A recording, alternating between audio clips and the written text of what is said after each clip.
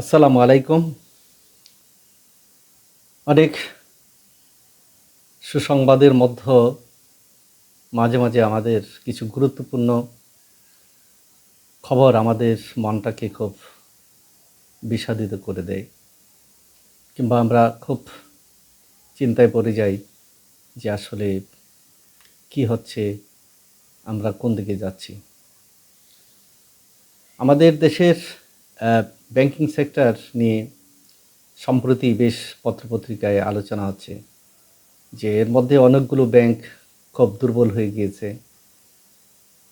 তাদের ব্যবস্থাপনা থেকে শুরু করে সব কিছুই খুব দুর্বল এবং নড়বড়ে। সেজন্য আমাদের কেন্দ্রীয় ব্যাংক, যেটা বাংলাদেশ ব্যাংক, তারা সিদ্ধান্ত নিয়েছে এরকম যে যে সমস্ত দুর্বল ব্যাংক আছে সেই ব্যাংকগুলোকে সবল ব্যাংকের সাথে একীভূত করে দেবে। এবং সেই প্রক্রিয়াতে দেখা গেল যে এরই মধ্যে যে পদ্মা ব্যাংকটি এক্সিম ব্যাংকের সাথে একীভূত হওয়ার তারা একটা চূড়ান্ত স্বাক্ষর করেছে। এখন কথা উঠছে যে আবার যে বেসরকারি সিটি ব্যাংকের সাথে রাষ্ট্রীয় মালিকাধীন যে বেসিক ব্যাংক আছে সেই বেসিক ব্যাংক একীভূত হবে এবং সেটা নিয়ে কথাবার্তা চলছে। হয়তো একসময় এই দুটি ব্যাংক হয়তো তারা একটি চুক্তিতে উপনীত হবে। তো আসলে আমি তো অর্থনীতিবিদও নই, কিংবা ব্যাংকিং সেক্টরেও সেরকম জ্ঞান গরিমা নেই, কিন্তু তারপরে একজন সাধারণ মানুষ হিসাবে যা বুঝি সেটা হলো যে ব্যাংকের উপরে যারা সাধারণ মানুষের যে আস্থা বিশ্বাস, এইটা প্রতিষ্ঠিত থাকা খুব জরুরি। কারণ গ্রাহক যারা তারা টাকা রাখবেন সেখানে নির্বিঘ্নে এবং নিশ্চিন্তে টাকা তুলবেন এবং টাকা জমা দিবেন, এটাই হলো নিয়ম। এবং এটা সবচেয়ে বেশি প্রশ্ন জাগে যে বেসিক ব্যাংকটি হলো রাষ্ট্রীয় মালিকাধীন ব্যাংক। এখানে সরকারের শতভাগ মালিকানা রয়েছে। এরশাদ আমলে এই ব্যাংকটি প্রতিষ্ঠিত হয়েছিল। তখন বিসিসি ফাউন্ডেশনের অর্থায়ন ছিল 70%, আর সরকারি অর্থায়ন ছিল 30%। অর্থাৎ সরকারের শেয়ারের অংশ 30 এবং বিসিসি ফাউন্ডেশনের ছিল 70%।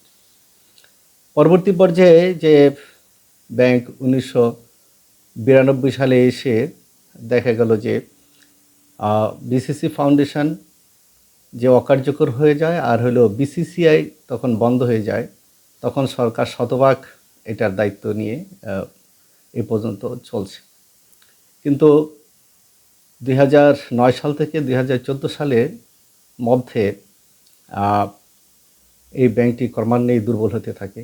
কারণ এর মধ্যেই এই ব্যাংক থেকে প্রায় 4,500 কোটি টাকার ঋণের নামে যে আত্মসাৎ একটি অভিযোগ উঠেছিল, সেটা বাংলাদেশ ব্যাংকের তদন্ত এবং দুদকের দুর্নীতি দমন কমিশনের তদন্তে সেটা প্রমাণ হয়েছে যে হ্যাঁ, সেখানে দুর্নীতি হয়েছে, টাকা পয়সা আত্মসাৎ হয়েছে। তখন বাগেরহাটের একটি আসন থেকে নির্বাচিত সংসদ সদস্য শেখ আব্দুল হাই বাচ্চু এটার চেয়ারম্যান ছিলেন। তো যাই হোক, সে এখন এটা আদালতের বিচারাধীন আছে কিংবা তদন্তে আছে। আদালত দেখছে, আদালতের কী সিদ্ধান্ত আসে না আসে সেটা পরবর্তী পর্যায়ে জানা যাবে। কিন্তু এরই মধ্যেই বাংলাদেশ ব্যাংক এই সিটি ব্যাংকের সাথে বসে তারা চিন্তাভাবনা করছে যে সিটি ব্যাংকের সাথে এটা একীভূত করার জন্য। এখন প্রশ্ন হলো যে আমাদের দেশে তো অনেক জায়গায় উন্নয়নের ছোঁয়া আছে এবং ব্যাংক সেক্টরও একের পর এক অনেক বাড়ছিল। তখনই যারা অর্থনীতিবিদ কিংবা ব্যাংকার তারা বলেছিলেন এরকম যে ছোট্ট একটি দেশ, আমাদের অর্থনীতির তেমন বড় না, সেখানে একের পর এক এতগুলো ব্যাংক হওয়ার কোনো যৌক্তিক কারণ নেই। আসলে সেইটা প্রমাণ হতে বেশি দিন লাগেনি। এখন প্রমাণ হয়েছে যে আসলে আমাদের দেশে এতগুলো ব্যাংক হওয়ার কোনোই প্রয়োজন ছিল না, এবং সেগুলো ব্যবসায়িক কারণের চেয়ে হয়তো রাজনৈতিক কারণেই বেশি ছিল, যার দরুন এই সমস্যাগুলো আসলে এখন দেখা যায়। যে একটি বেসরকারি ব্যাংক শক্তিশালী, সিটি ব্যাংক একটি শক্তিশালী ব্যাংকে এখনও দাঁড়িয়ে আছে, অথচ সরকার শতভাগ এখানে অংশীদার, কিন্তু সেখানে আমরা ফেল করছি। এভাবে সরকারি প্রতিষ্ঠানগুলো যদি ফেল করে তাহলে তো আমাদের আসলে খুব আর আহ, জায়গা নেই যাওয়ার, যে কোথায় আমরা আসলে তাকাবো, কোন দিকে যাব, এই একটি গুরুত্বপূর্ণ বিষয়। আজকে এমন হতো যে বেসরকারি ব্যাংক হিসাবে তারা দুর্বল হয়ে গেছে, সরকারি ব্যাংকের সাথে একীভূত হয়, সেটা একটা মেনে নেওয়া যায়। কিন্তু যারা সরকারিভাবে ব্যাংক পরিচালনা করেন তারা তো অবশ্যই বেশি মেধাবী হওয়ার কথা, বেশি তারা দেশের প্রতি, সাধারণ মানুষের স্বার্থের প্রতি তাদের আগ্রহ বেশি থাকার কথা। সেখানে যদি এইভাবে মানে সরকারি প্রতিষ্ঠান হিসাবে যদি একটি ব্যাংক এইভাবে মানে দুর্বল হয়ে যায়, তো সেখানে আসলে আমাদের নতুন করে ভাবতে হবে, বাংলাদেশ ব্যাংকেও ভাবতে হবে এবং অর্থ মন্ত্রণালয়কে ভাবতে হবে, অর্থমন্ত্রীকেও ভাবতে হবে যে আসলে আমাদের করণীয় কী। ব্যাংকগুলোকে যেভাবে হোক সচল রাখতে হবে এবং শক্তিশালী আহ, প্রতিষ্ঠান হিসাবে প্রতিষ্ঠিত করতে হবে। সেই জন্য জরুরি ভিত্তিতে আসলে কিছু উদ্যোগ নেওয়া দরকার, এবং যারা ব্যাংকিং সেক্টরে কাজ করেন, যারা অর্থনীতিবিদ, তাদের পরামর্শক্রমে আমাদের ব্যাংক সেক্টরটাকে অবশ্য বাঁচিয়ে রাখতে হবে। কারণ এখানে সাধারণ মানুষের আহ, টাকা পয়সা জমা দেওয়া ব্যাপার আছে, তারপরে ব্যবসা বাণিজ্যের একটা ব্যাপার আছে। কারণ এই বেসিক ব্যাংকটি হয়েছিল যে ক্ষুদ্র এবং মাঝারি আকারের যারা ব্যবসায়ী তাদেরকে তারা সহযোগিতা করবে। একটা ভালো উদ্যোগ। সরকার তো সবসময় চেষ্টা করেন যে ভালো একটা উদ্যোগ, কিন্তু সরকার তো নিজে ব্যাংক চালান না, চালান তো আমাদের এই দেশের সন্তান, যারা এখানকার কর্মকর্তা কর্মচারী হিসাবে কাজ করেন। তারা যদি মেধাবী না হন, তারা যদি দেশের প্রতি, সাধারণ মানুষের প্রতি আন্তরিক না হন, তারা যদি ঘুষ দুর্নীতি রোধ করতে না পারেন, তারা যদি সিস্টেম লসটাকে আহ, বন্ধ করতে না পারেন, এবং অযাচিতভাবে তারা যদি এই ঋণের নামে নিজেরাই টাকা আত্মসাৎ করে থাকেন, তাহলে তো ব্যাংক থাকবে না এবং সাধারণ মানুষেরও আস্থা কমে যাবে। একসময় দেখা গেল যে সাধারণ মানুষ আহ, যে ব্যাংকের এই দুর্বলতার খবরগুলো শুনে টাকা বাড়িতে নিয়ে আহ, জমা রাখতো। ব্যাংকের উপর আস্থাহীনতার কারণেই কিন্তু মানুষ টাকা নিজের কাছে রাখছে।